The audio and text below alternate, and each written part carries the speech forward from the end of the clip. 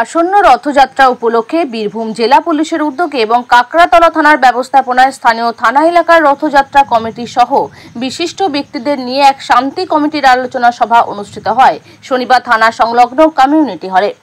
এলাকায় কোথায় কোথায় রথযাত্রা বের হয় এবং কোন অনুষ্ঠান থাকে কিনা সেই সমস্ত বিস্তারিত বিবরণ জেনে নেওয়া হয় রথযাত্রা কমিটির কাছ থেকে। সেই সাথে প্রশাসনিক দিক থেকে সমস্ত রকম শান্তি শৃঙ্খলা বজায় রাখার আহ্বান জানানো হয়। কোথাও কোনো অপ্রীতিকর ঘটনা যেন না ঘটে, তাছাড়া কোথায় কখন কি অনুষ্ঠান রয়েছে তাও জেনে নেওয়া যায় আজকের মিটিং থেকে। এই জন্য দলমত এবং জাতি ধর্ম নির্বিশেষে বিভিন্ন স্তরের ব্যক্তিদের নিয়ে মূলত এই আলোচনা সভা বলেই থানার সূত্রে জানা গেছে।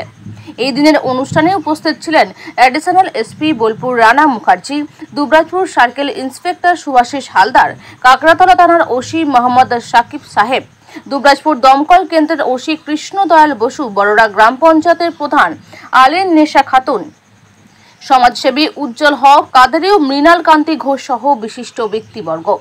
এই দিন আলোচনা সভার শেষে কাকড়াতলা থানা প্রাঙ্গণে দাঁড়িয়ে থাকা এলাকার সিভিক ভলেন্টিয়ারদের সাথে মিলিত হন অ্যাডিশনাল এসপি বোলপুর।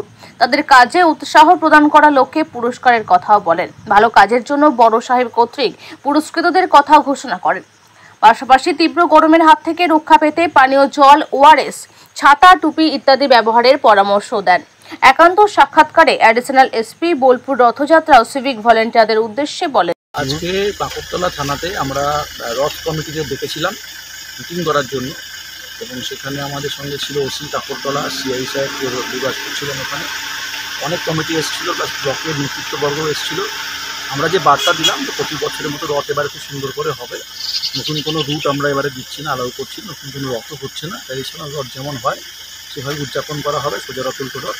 এবং এই কমিটির সাথে আমরা এই কথাবার্তা বলে নিলাম যে আরে ওই শৃঙ্খলা না থাকে, শৃঙ্খলাবদ্ধভাবে রথযাত্রাটা হয়, সেটার জন্য যে যা ইনস্ট্রাকশন আছে গভর্নমেন্ট থেকে দেওয়া সেগুলো আমরা এখানে কনভে করলাম।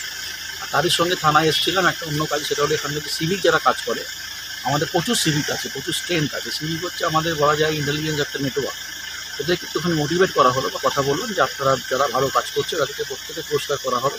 প্রত্যেক সিভিকের কাজ হচ্ছে খবর দেওয়া, গ্রামের খবর রাখা, চোখ কান খোলা রাখা, ডিসিপ্লিনে থাকা, যাতে কোনো বদনাম সিভিকের নামে কোথাও না হয়।